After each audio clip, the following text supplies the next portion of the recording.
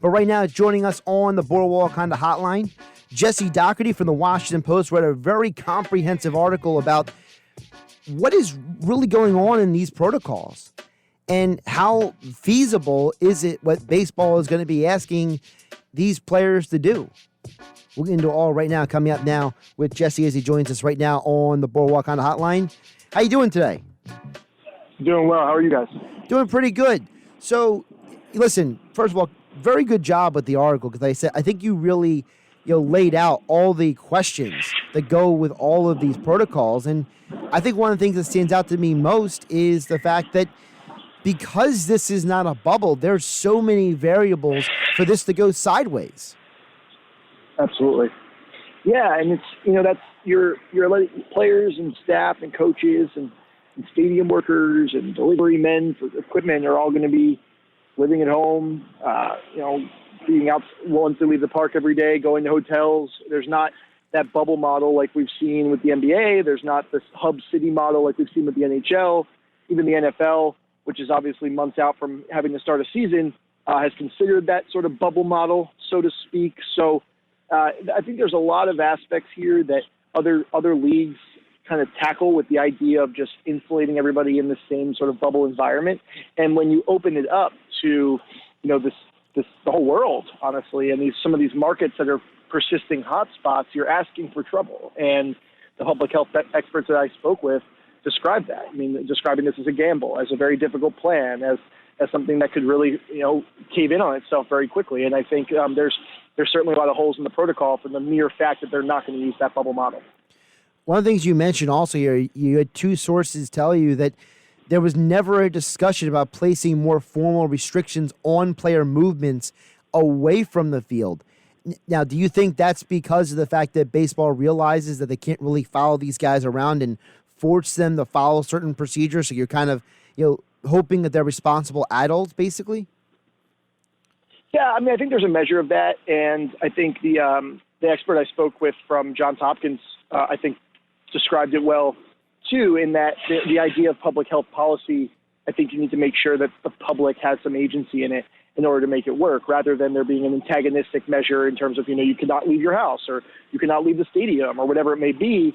I think there's a chance that people would want to rebel. They'd want to sort of push against that authority. And while it would maybe seem advantageous for the league to put in those sorts of measures, I think part of the discussion centered on, is it actually going to be counterproductive for us to try and police these guys in that kind of way? Could it have gotten in the way of a deal? Now, there's so many conversations here, whether you even think baseball should come back is another element of this, whether it's even safe. But I do think that restricting all movement and in this model was never on the table, just because it's unrealistic.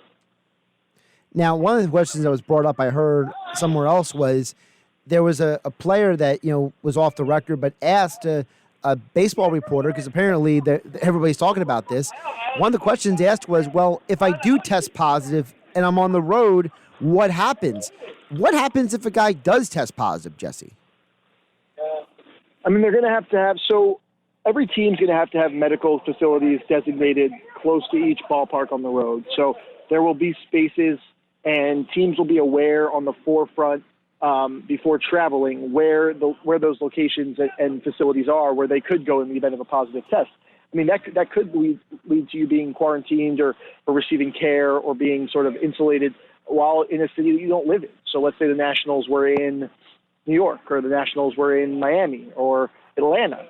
You may wind up in that facility for 2 weeks to, keep your symptoms from reaching anybody else, or for longer if it requires long-term care in order to beat the virus. So it's certainly a scary situation. I think the only way the league can address that with the model that they have right now is that they're going to have the necessary facilities ready to take players in potentially on the road. That's tough. There's obviously been overpopulating in a lot of hospitals in a lot of cities.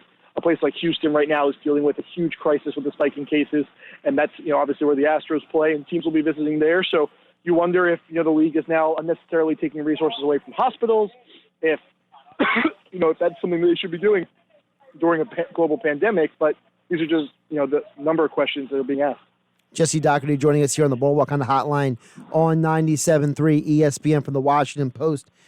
You mentioned resources. I think one of the things that, maybe I don't fully understand all the details, but, when baseball did shut down the minor league facilities for what they're calling a deep cleaning, my first reaction to that was, well, shouldn't you have been cleaning in the first place? I mean, is it just me, or does it feel like baseball is really pushed to the back burner, the real reason why we even had a shutdown 2 months ago in the first place?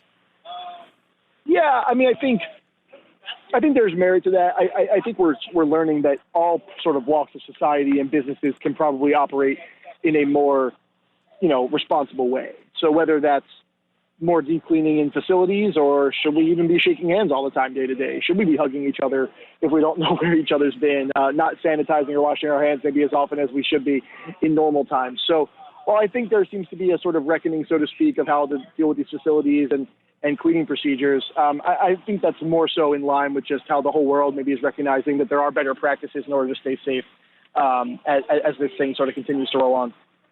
Now, among the things that's mentioned in this manual is the fact that is basically the suggestion that these guys, when they're not at the field, they should, as you put in here, quote, avoid situations in which high risk of contracting the virus is elevated. Sure. But part of that also, as you mentioned on your article and on Twitter, is this extends to people they're living with. So baseball is taking a serious risk by saying, oh, by the way, we're suggesting that the people that you live with also follow our guidelines, but they're not even our employees. Right. I mean, it goes beyond families even. I mean, this goes to, hotel workers, it goes to friends, it goes to anyone you privately train with and then their families. I mean, when you start to think what it would take for an entire sports league to operate normally but insulate itself from the virus, you're talking about potentially dozens of thousands of people cooperating with safe practices. And it's just not realistic. So the immediate group is the players, coaches, staff, and their families. That then fans out to the next level of acquaintances and their families. That then fans out to their families and on and on. So, I mean, when you think about trying to operate a sports league outside of a bubble right now, the challenge is insurmountable because you just are trusting that so many people are going to do the right thing. And I just don't find that to be realistic. Now, one of the things we do know also is about these rosters. Explain to the audience a little bit about these expanded rosters and what they're calling taxi squads, and give us an idea of, how all of that is going to function, especially with a team when they travel on a road. Yeah, so the roster makeup will be different.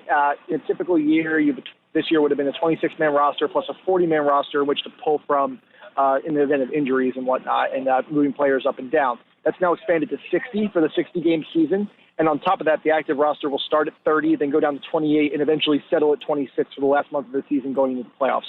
So instead of having a pool of 40 players to pull from, 14 extra from your usual active roster, you actually have double the number now, where it's 30 active players and 30 players on a taxi squad, which will train at a facility nearby the players' home park. For the Nationals, that will likely be in Frederick, Maryland. For other teams, I saw the Astros were thinking of using the University of Houston, but they will train and stay ready, and then players can be pulled from there sort of at will. And then on the road, the team is actually allowed to carry 3 extra players, one of which has to be a catcher if they're going to do so. So there are sort of a lot of wacky rules right now just to account for the fact that this season is going to be wacky. But it's certainly something that seems like the league put a lot of thought into with dates and the way the size is going to change as the season moves on. Now, Jesse, for the Washington Post, you cover the Washington Nationals, and I got to ask you, for a team that's coming off of a World Series that I think a lot of people looked at and said, hey, they still have a chance to compete, do you feel like this is still a playoff team with this 60-game schedule? Because last year, if you would have taken the first 50, 60 games of the Nationals season, I think most of us would have said, yeah, that's not a World Series team. Yeah, I mean, I think there's some merit to that. Now, obviously, the Nationals last year were heated up after the 50-game stretch and became a much different team. I'm not sure how much, the 60-game season is going to change the calculus of who's competitive and who's not. I think it's still baseball. Good rosters will have a good chance. Middling rosters will have a smaller chance. Bad rosters will probably not have much of a chance. I mean, everyone jokes that the Mets get hot at the start of every year and then they fall off. So maybe this year they have a better chance at making the playoffs if they have a hot start. I think in some ways, competitively, it'll be fun to follow. It'll have kind of a college football feel of every game holding more weight and having an effect on your playoff chances more so than usual. But I think, like I said, good teams will be good, bad teams will be bad. and then maybe the middle teams have a bit higher of a chance to make a push just because of the truncated schedule. But I don't think it really shakes things up too much. Now, to pull back the curtain for the listeners out there, someone like you who covers baseball on a daily basis, have you been informed about how this is going to impact your ability to cover the team? Yeah, I mean, it will be certainly different. I mean, we're going to mostly be on Zoom interviews. We're going to have to rely on our own personal connections to speak with players outside of what the group settings. We will be allowed in the ballpark as of now. I should add, and not to be a downer, but these things are not definite. I mean, this plan could tank quickly in spring training, so these are all tentative measures. But should there be a season, there will be a certain level of access for us to watch inside the park. Other than that, clubhouse access is negated, and speaking to players face to face will not be allowed either in the league's effort to keep their players away from the public as much as possible, especially when they're in their own facilities. So coverage changes for sure, but I think the best thing we can do now is cover this as a sports league operating in a pandemic, not a sports league operating as a sports league. Just because there are a lot of things and storylines that are going to be important that revolve around the virus still.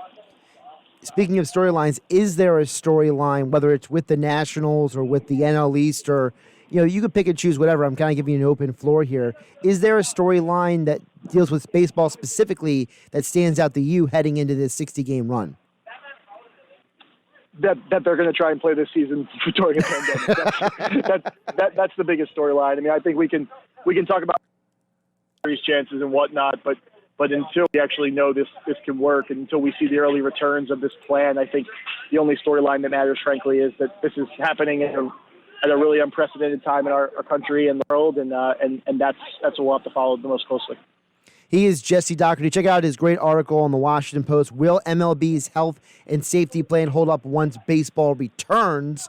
As you say, Jesse, it will be a tough task. It's over at the Washington Post and over at thewashingtonpost.com. Jesse Dougherty, appreciate the time today, and I'm sure we'll be touching base in the future. Great. Thanks so much.